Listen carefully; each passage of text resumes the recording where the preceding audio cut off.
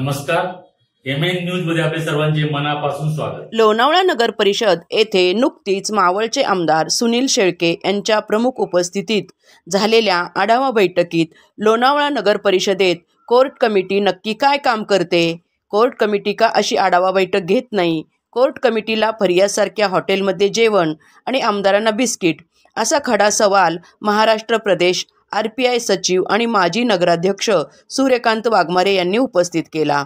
पाहूया या कोर्ट कमिटीबाबत काय म्हणाले वाघमारे। करायचं असेल तर काय करायचं असेल त्या कोर्ट कमिटीकडे विषय आणि ती कोर्ट कमिटी पण मंजुरी देते। महाराष्ट्रामध्ये किंवा संपूर्ण देशामध्ये असल्याची मला माहिती नाही। माझ्या माहितीवर हा जो प्रश्न आहे अख्ख्या भारतात नाही, आपल्याच नगरपालिकेवरती लाभ दिलेला आहे। तर माननीय कोर्टाला आपण विनंती करावी, आपली पिटिशन दाखल करावी आणि हायकोर्ट कमिटी कशी बरखास्त होईल त्या दृष्टीकोनातून आपण पावलं टाकतो। कारण ह्या सगळ्यांच्या बैठका पंचतारांकित हॉटेलमध्ये होतात, त्यांचा येणारा खर्च द्यावा लागतो, त्यांना त्या दिवशी बैठकीचं मानधन द्यावं लागतं, हे आम्हाला परवडणार आहे। आणि ज्या उद्देशानं ती स्थापन केली होती की लोणावळ्यामध्ये डेव्हलपमेंट नाही, लोणावळ्यामध्ये काही कामं नाही, त्यासाठी आपण ही कमिटी नेमली होती। मग त्या कमिटीने अशी आढावा बैठक का नाही घेतली आजपर्यंत, किंवा आम्ही आल्यापासून ही परिस्थिती लोणावळ्याची आता ही परिस्थिती आहे, काय सुधारणा झाल्या? त्यांचं एक शिवा त्यांची स्वतंत्र महिन्याला त्या बैठका होतात, पण ह्या बैठका कोर्टाच्या होऊन सुद्धा शहराचा विकास का नाही, शहराचं पर्यटन का नाही, शहराचं डेव्हलपमेंट का नाही, तर याकरता आपण सगळ्यांनी मिळून नगरपालिकेने एक रिट दाखल करावं आणि ही हायकोर्ट कमिटी बरखास्त करण्यासाठी तुम्ही लोणावळ्याचं हे सगळं जे आहे ते काढण्यासाठी काहीतरी आपण तुम्ही पुढाकार घ्यावं। त्याला एक विचारले याच्यात कायदेशीर काय प्रक्रिया आहे, आपल्याला इतकं काय केलं पाहिजे।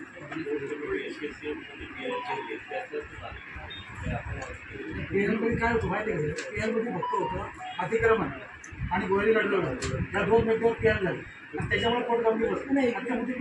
आता ती झालं काम करायचं ना, मला सांगा की आता कोर्ट कमिटी पेमेंट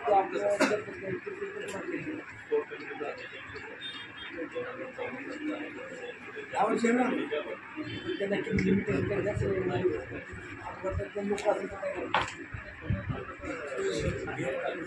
जनतेतून झाले पाहिजे, जनतेनेच केले ते जनतेच झालं कारण लोक का आपण करू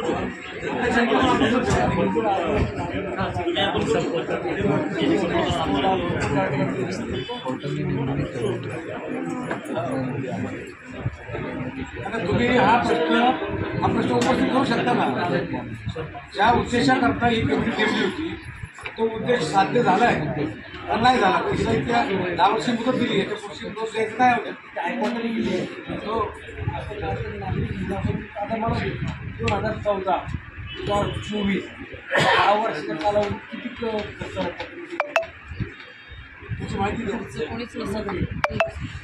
ना। मग आता काढून एक मिनिट विचारा मला किती झालं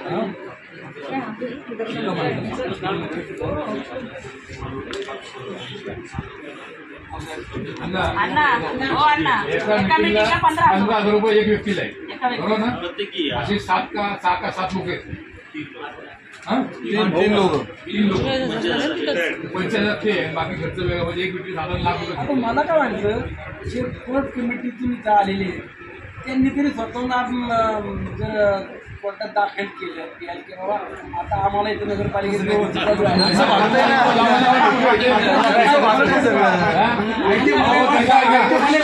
नगरपालिकेची आढावा बैठक आमदार साहेबांनी उपस्थित केली ना, ही बैठक फरियादमध्ये का नाही घेतली? कोर्ट कमिटीची बैठक फरियादमध्ये होती, मग ही का आमची इथं नाही मीटिंग इथं जेवण तिकडं जेवण फरियादला ते सांगतील ना काय होते। मी माझा प्रश्न जेवण होतं, बरोबर सांगावा, फरियादला होते का ना साहेब? हो साहेब, फरियादला गेलं होतं का नाही? फरियादला गेले होते का नाही? कोण कोण व्यक्ती काय झालं ऐका जरा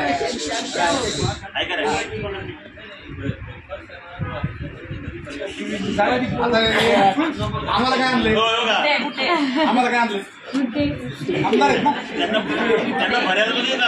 आम्हाला काय फर्याद आहेत आता सगळ्यांना आहे. आपल्याला गुड्डे गेले गुड्डे आम्हाला तुम्ही चहाला नाही इथं पण चहा पाणी होत नाही. मला एक सांगा, एक मिनिट ऐका ना, या कोर्ट कमिटीची बैठक असताना मोर्चा आणून द्यायची आपण. नाही उभं नाही करत ती बाहेर कोणाला त्यांना अर्ज द्यायला लागतो. अतिक्रमण वाढाय नको, टपऱ्या वाढाय नको, एवढ्या टपऱ्या कुणाच्या पुण्याने वाढल्या मग काही लक्षात असते नाही, नाही. त्याच्यात असे बसतात बघा त्यांच्याकडे एक मिटिंग करा त्यांच्याशी त्यांच्या तोंडात काय असे करून आता लोक म्हणजे ते रिटायर लाईफ आपल्याकडे जगायला येत नाही. आता त्याचे एक सदस्य मला वाटतं त्याचं निधन झालंय. बाबासाहेब साहेब त्यांना थंड हवा भेटते, लोणावळा फिरायला भेटतं, आल्यावर पैसे भेटतात, त्यांना फिरायचे पैसे भेटतात, सेकंड होम देखील होणार आहे ना प्रत्येकाच्या फिरायचे पैसे भेटतात ना. त्यांना काय देऊ अशी कुठं साहेब, आता आम्हाला का सांगा, आम्हाला गुड्डे दिले काय असेल नाही तो विषय जरी नाही. आता मला सांगा ना, हा कोर्टाचा आदेश आहे का पर्यंत घेऊन जा हायकोर्टाचा आदेश आहे का? ऐका ना, जाऊ दे ते चर्चा एक मिनिट राहू दे. आणि एक दुसरा एक प्रश्न की आता तुम्ही सही करून निधी दिलेला आहे आतापर्यंत बाबासाहेब आंबेडकरांच्या पुतळ्याला तुमच्याकडे अजून एक रुपयाचा अशा ठळक घडामोडी पाहण्यासाठी MN न्यूजला लाईक, शेअर आणि सबस्क्राईब करायला विसरू नका. धन्यवाद.